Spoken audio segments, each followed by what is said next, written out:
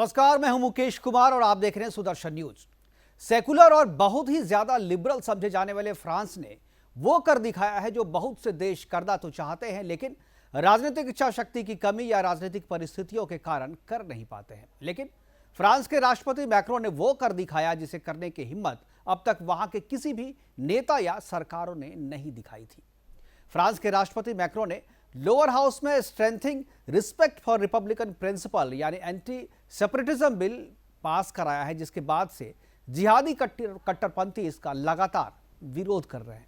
आखिर क्यों फ्रांस को एंटी रेडिकलिज्म या एंटी सेपरेटिज्म बिल को लेकर इस्लाम के लोगों का, इस्लाम को मानने वाले या इस्लाम की कट्टरता को कोतरने की जरूरत आन पड़ी है, और आखिर क्यों फ्रांस की संस्कृति और फ्रांस की मूल पहचान को कायम रखने के लिए फ्रांस की संसद को यह कदम उठाना पड़ा। दरअसल लगातार हो रहे आतंकी हमलों और इस्लाम के बढ़ते प्रभाव के कारण फ्रांस की मूल संस्कृति को नुकसान हो रहा था। फ्रांस में जिहादी कट्टरता अपनी सारी सीमाएं लांघ रही थी, और यही वजह है कि फ्रांस को इस्लामीकरण से बचाने के लिए वहां के राष्ट्रपति मैक्रों ने इस्लाम का ही फ्रांसीसीकरण कर दिया है। इस बिल के बनने के बाद से फ्रांस सहित दुनिया के सभी 57 इस्लामिक देशों के जिहादियों ने इसका विरोध करना शुरू कर दिया था। फ्रांस के करीब 40 लाख से ज्यादा जिहादी भी इस बिल के विरोध में चीखते चिल्लाते रहे, लेकिन उनकी जिहादी हरकतों पर लगाम लगाने वाला कठोर कानून वहां की संसद में पास कर दिया गया।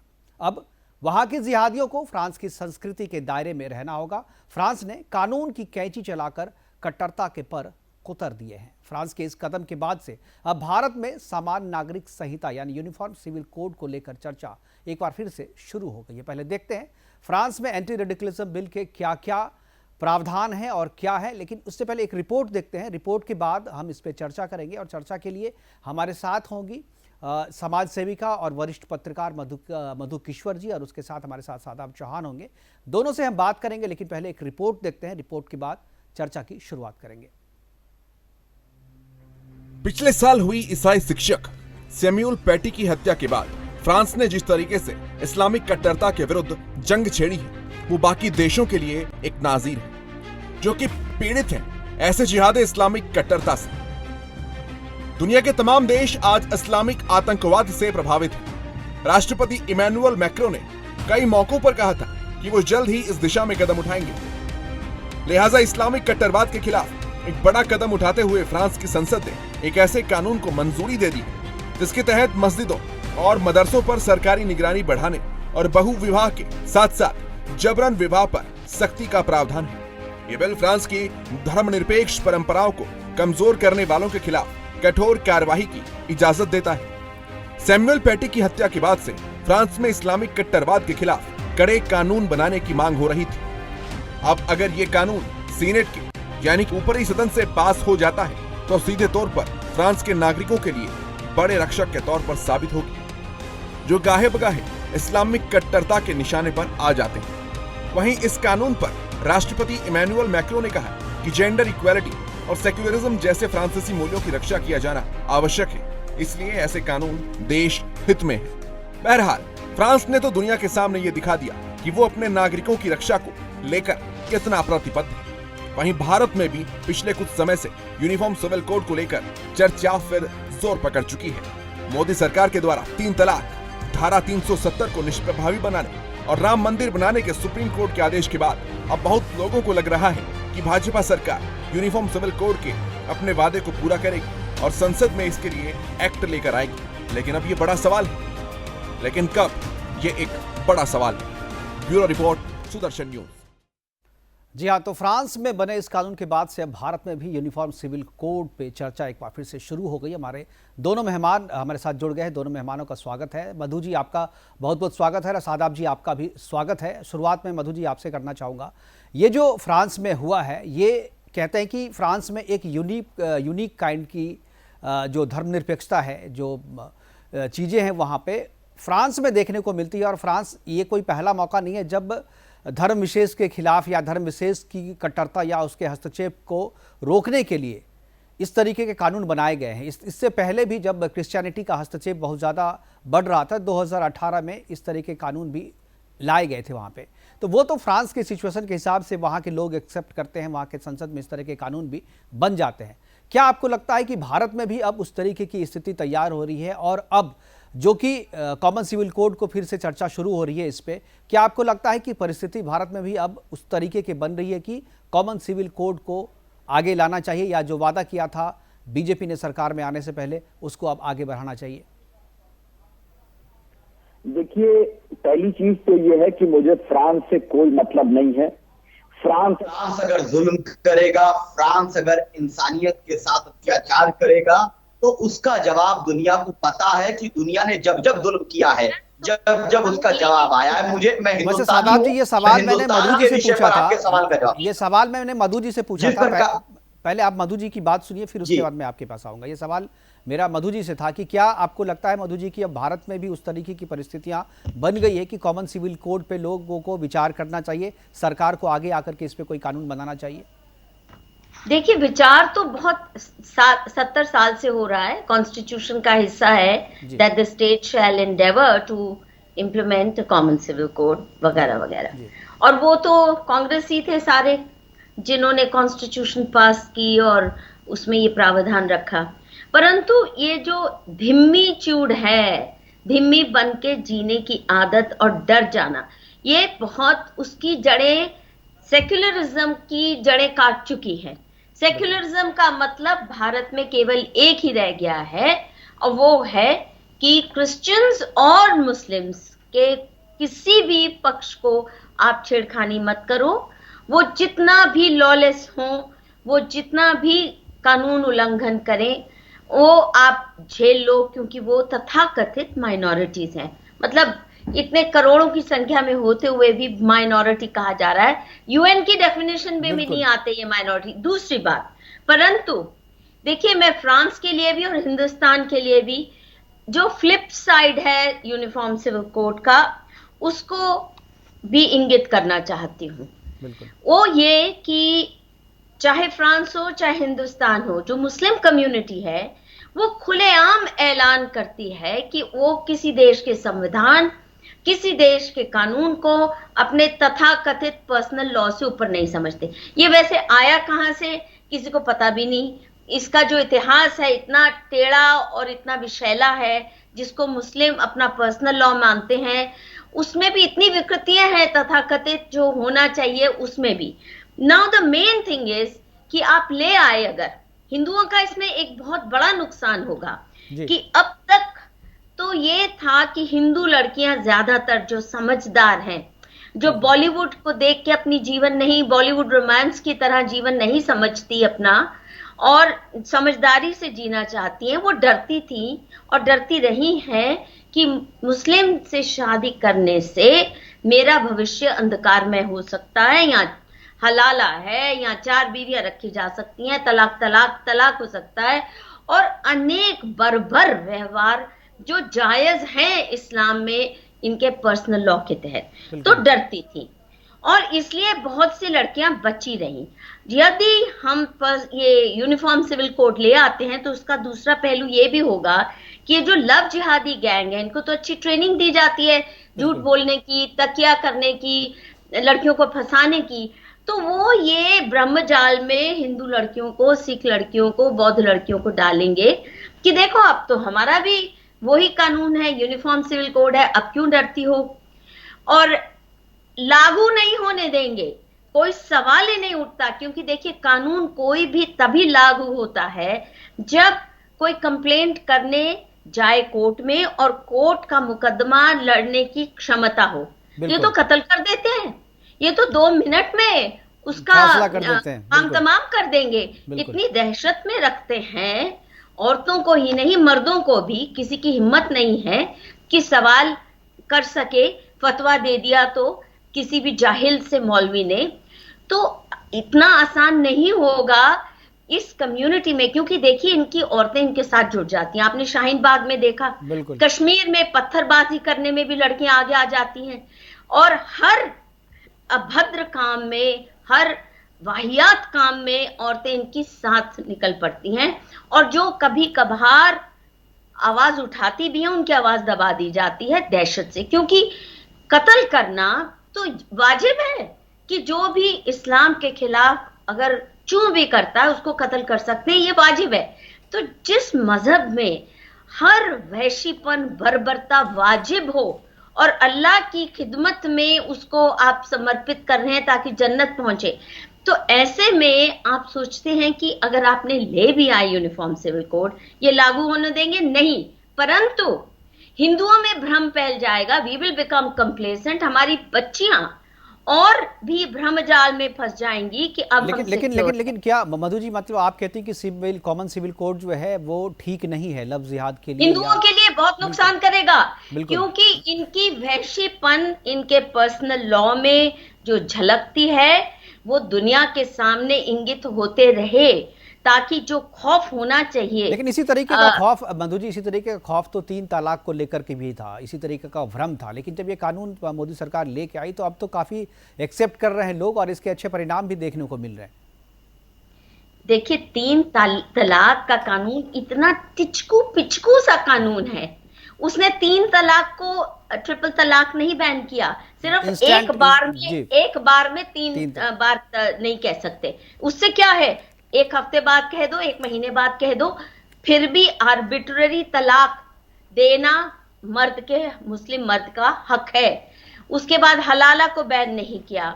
उसके बाद जो और तरह तरह की वाहियात इनकी पर्सनल लॉ की प्रोविजंस हैं, उसमें इनहेरिटेंस राइट नहीं है, आधा है। तो आपके हिसाब से अगर कॉमन सिविल कोड का आप कह रही कि उससे फायदा नहीं होगा, तो ये जो कुरीतियां हैं, नुकसान हो सकता है, सतर्क रहिए। ये जो कुरीतियां हैं पर्सनल लॉ के नाम पर, जिसमें ज्यादतियां की जाती है महिलाओं के साथ, तो उसको रोकने के लिए क्या होना चाहिए? झेलने दीजिए ना, झेलने दीजिए, मुसलमान औरतों को अपनी लड़ाई लड़ने दीजिए। हम अपने सर पे आफत क्यों मोल ले रहे हैं? इन्होंने एक तरफ बवाल मचा देना है, इन्होंने दंगे करवा देने इसी सवाल को लेके, दूसरी ओर हमारे जो तथाकथित जो फासिस्ट लिबरल है, अब उन्होंने इनके साथ जुट जाना है, इनको उकसाना है। ये तो दंगों के लिए तैयार हैं, कोई तो बहाना दीजिए, चाहे वो किसान आंदोलन का बहाना ले लें, चाहे वो किसी भी कोई मच्छर ही मर गया इनकी मर्जी के खिलाफ, तो ये तो दंगे करने के लिए रेडी हैं, क्योंकि दंगों की राजनीति से ही अपनी दहशत फैलाते हैं। बिल्कुल सादाब जी सुन रहे हैं आपकी बात को। मधु जी दूसरी बात जी, देखिए, ये जो लव जिहादियों के हाथ में बहुत बड़ी आप तलवार दे देंगे कि अब देखो, अब तो कोई फर्क रहा ही नहीं। अभी जो फर्क समझते हैं, और घर के अंदर कोई सरकार नहीं घुस सकती जब तक कॉमन सिविल कोड तो ऐसा तो नहीं है ना Madhu ji, common civil code में सबके रिलीजन को एक कर दिया जाएगा, उसमें पर्सनल लॉ जो है उसको एलिमिनेट किया जाएगा, सबके लिए कानून होगा। तो इसमें ये चीज समझ नहीं रहे हैं, ये सब बन के रहना नहीं चाहते, कभी नहीं रहेंगे, ना यहाँ ना फ्रांस में।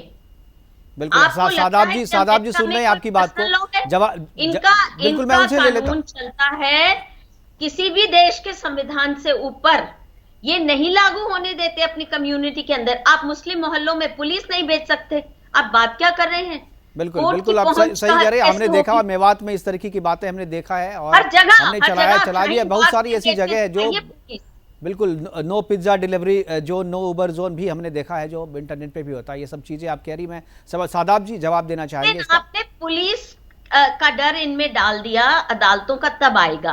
पुलिस इनके हाथ की कठपुतली बन के खेलती है, क्योंकि एक तो दहशत, एक इनके पास बहुत पैसा है। ज़कात का फंड लीगली अलाउड है ज़कात के कानूनों में कि आप पुलिस को ब्राइब करके अपनी तरफ करने की, या जजेस को ब्राइब करके अपनी तरफ करने की ज़कात के फंड का इस्तेमाल कर सकते हैं। आप देखिए इनके पास इंतजाम क्या क्या है। बिल्कुल पूरी सादाब जी जवाब देंगे। मधु जी, आप हमारे पास समय की कमी है, एक बार सादाब जी लगातार सुन रहे हैं आपकी बातों को, मुझे लग रहा है सादाब आप जवाब देना चाहेंगे? निश्चित। सबसे पहले तो मैं ये स्पष्ट कर देना चाहता हूं कि मुझे हिंदुस्तानी होने पर गर्व है। फ्रांस क्या बकवास करता है ये हमारे लिए कोई इंपॉर्टेंट नहीं है इस बात की। फ्रांस गलत करेगा तो उसका खामियाजा उसको भुगतना पड़ेगा, वो उनका मामला है। लेकिन मैं हिंदुस्तानी हूं, और जब बात कॉमन सिविल कोड की आएगी तो बहुत ही स्पष्टता के साथ मैं बताऊं कि कॉमन सिविल कोड से क्या क्या नुकसान होंगे देश को, ये जानना जरूरी है।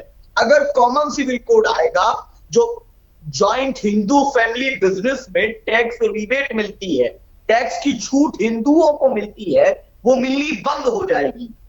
अगर कॉमन सिविल कोड आएगा, तो फिर दलितों को जो आरक्षण मिलता है, ओबीसी समाज, आदिवासी समाज को जो आरक्षण मिलता है, क्योंकि सब तो फिर इक्वल रहेंगे, उनको आरक्षण और स्पेशल स्टेटस खत्म हो जाएगा पूरी तरह से। उनके जो पर्सनल लॉज हैं, लेट मी कंप्लीट, उनके जो पर्सनल लॉ, अरे चुप रहिए मैडम, मैं बीच में नहीं बोला था, चुप रहिए। ठीक है, मैं नोट कर रहा हूँ, आएंगे आपके पास जी। आदिवासी के, दलितों के अपने पर्सनल लॉज है। अगर आप चले जाएंगे साउथ में, उनके अपने पर्सनल रिलीजियस लॉज हैं, उनको पूरी तरह से नकार दिया जाएगा। तीसरी चीज ये है कि हिंदुस्तान के संविधान ने जब आर्टिकल 25 से लेकर 28 में रिलीजियस राइट की बात की, कल्चर के प्रोटेक्शन की बात की, रिचुअल की बात की, तो फिर किसी भी कीमत पर यह नामुमकिन है। अगर आप संविधान में संशोधन नहीं होता क्या? संविधान में संशोधन भी तो होता है। सुनिए सर, सुनिए, कॉमन सिविल कोड ला करके आप हिंदुस्तान की खूबसूरती को बर्बाद कर देंगे, इस देश के दलितों को गुलाम बना देंगे, उनसे आरक्षण छीन लेंगे, पिछड़ों से आरक्षण चला जाएगा। आप दलितों का बहाना बना करके आप जो है अपनी बात को आगे रखने की कोशिश कर रहे हैं। ठीक है साहब जी, मैं समझ गया आपकी बात, लेकिन आपको हिम्मत होनी चाहिए। आप क्यों इतना परेशान हो रही हैं? आपके अंदर बिल्कुल भी इंसानियत नहीं है, डिबेट करने का तरीका भी नहीं आता। 20 मिनट आप बोले चले जा रही थी, मैंने एक शब्द नहीं बोला, और मैं 2 मिनट बोला तो आपके पेट पे दर्द हो गया। आप सुनना नहीं चाहती। ठीक है, आप बोलिए, आप बात पूरी कीजिए, आप बात पूरी कीजिए। प्रेम से कह रहा हूं जी, बात पूरी हो गई आपकी? पूरी हो गई बात? मुझे माधुरी जी का जवाब देने दीजिए। उन्होंने इल्जाम लगाए कि मुसलमान जो है वो ट्रिपल तलाक के नाम पर और हलाला के नाम पर अत्याचार करते हैं, और इस्लाम के अंदर किसी को मार देना अलाउ है, और वो कहा कि लीगली रिश्वत देना जायज है। मुझे पहले तो बताइए कि जब आप इस्लाम पे सवाल कर रही है मैडम, कहां से आपने कोट किया कि ब्राइब देना? पूरी तरह से रिश्वत देने की इजाजत धार्मिक रूप से कहीं नहीं है, संवैधानिक रूप से कहीं नहीं है, तो आप कैसा टेलीविजन पे बैठ के बात कर सकती है? दूसरी चीज, हाँ, मेरी देशभक्ति को आपने कहा कि मुसलमानों में तो यह है कि देशभक्ति नहीं है और वो तो अपने कानून को शब्दों पर मानते हैं। मैडम, मैं प्राउडली कह रहा हूं कि मैं देशभक्त इसलिए हूं कि मेरा मजहब इस्लाम वतन परस्ती, देशभक्ति, हुब्बुल वतनी सिखाता है। अगर मेरा मजहब ना सिखाता तो शायद मैं देशभक्त ना होता। मैं बहुत क्लियर कह रहा हूं कि ठीक है, आपकी बात सुन ली गई है। मधु जी जवाब देना चाह रही हैं, एक बार आप जवाब सुन लीजिए ना। ठीक है, आप जवाब सुन लीजिए मधु जी। देखिए, सबसे पहले तो इन्हें कहिए कि ये दलितों के, तथाकथित दलितों के ठेकेदार मत बने। अगर बनना है तो हम हर मुस्लिम यूनिवर्सिटी में, मुस्लिम माइनॉरिटी इंस्टीट्यूशंस में रिजर्वेशन दे दें। ये दलितों की, ये जो पसमानदा मुसलमान होते हैं उनको नहीं इंसान समझते, तो हिंदुओं के दलितों की तथाकथित इनको इतनी चिंता है तो अपनी माइनॉरिटी इंस्टीट्यूशंस में, एएमयू में दलित को किसी को वाइस चांसलर बना दे, वहां रिजर्वेशन दे दें। ये ठेकेदारी बंद कीजिए, ये नौटंकी बंद कीजिए। दूसरा, ज़कात के बारे में जो मैंने कहा है, वो ज़कात की वेबसाइट से मैं आपको दे सकती हूँ, वो सारे रेफरेंसेस। नंबर बीच में मत बोलिए। तीसरा, ये देशभक्ति का आडंबर भी कृपया मत कीजिए। अगर गजवाए हिंद एजेंडा छोड़िए, कन्वर्जन्स को बंद करिए। यदि देशभक्त हैं आप, तो यहाँ पे रहने वाले हिंदू भी फिर उतना ही हक रखते हैं आपको कन्वर्जन्स का। कन्वर्जन नफरत की राजनीति है। आप दूसरों के धर्म के ऊपर आक्षेप करके कन्वर्जन का एजेंडा चलाते हैं। पहले तलवार से चलाते थे और इतने बर्बर जेनोसाइड्स करके आपने कन्वर्जन्स करवाए इस्लाम ने। अब आप और तरीकों से, और वो भी कोई कम जालिम नहीं है। कोई भी मुस्लिम लड़की अगर बात भी कर लेती है किसी हिंदू से, उसका अफेयर हो जाता है, तो कानून तो कहता है वो शादी कर सकते हैं। पर ये क्या करते हैं? अंकित सक्सेना वाला हाल, रजनीश शर्मा वाला हाल, कत्ल बिल्कुल रेत के मारते हैं। तो कोई हिंदू लड़के की तो हिम्मत नहीं होती है इनकी लड़कियों की तरफ ताकने की। और अच्छा है ना ही ताक झांक करे, परंतु ये हर वक्त प्रेडेटरी फोर्स है। इस्लाम प्रेडेटरी है। ये हमेशा हिंसा और जबरन और फ्रॉड के आधार पे ही दुनिया में फैला है, टेरर के। टेरर बिल्कुल, is the इतिहास core इसका ऐसा ही value रहे। हमारे पास of समय की Islam. कमी है। मधु जी, तो मैं आखिरी बार इन्हें- 10 सेकंड में इन्हें नहीं, ये personal सबसे बड़ी law आतंकवादी हमने है। चाहते हैं। ये महिला आतंकवादी है। ये सबसे बड़ी गद्दार है। ये बेटी जो है बेगैरत औरत। आप ये मेरे पर्सनल मतलब मत होइए समझ सादात नहीं जी, ये आप औकात पर्सनल क्या मत है? होइए, आप तो पर्सनल होती मत होइए। यहाँ कौन पे है? पर्सनल अटैक ये नहीं है, सबसे ये बड़ी पर्सनली आतंकी है, पर्सनल होने की गद्दार जरूरत है। नहीं है। आप जवाब देना ये चाहते होती हैं कौन तो आप है? जवाब दीजिए। हमारे पास 10 सेकंड है। इन्होंने जो कहा है नहीं, जवाब मेरे दीजिए ना, मसलों पर्सनल का क्यों हो सवाल रहे नहीं हैं? करेगी ये धर्म के ऊपर नहीं सुनने के लिए भी बैठा हूं मैं। इन चर्चों का इलाज करना जानते हैं हम लोग, और आपके टीवी चैनल में मुझे बैठने का कोई शौक नहीं है। यहाँ पर ये भड़वागिरी करने का नहीं तो मैंने आपको जबरदस्ती नहीं, आपको जबरदस्ती नहीं बिठाया गया है, आपको जबरदस्ती नहीं बिठाया गया है। आप छोड़ के जा सकते हैं प्रोग्राम, आपको जबरदस्ती नहीं बिठाया गया है।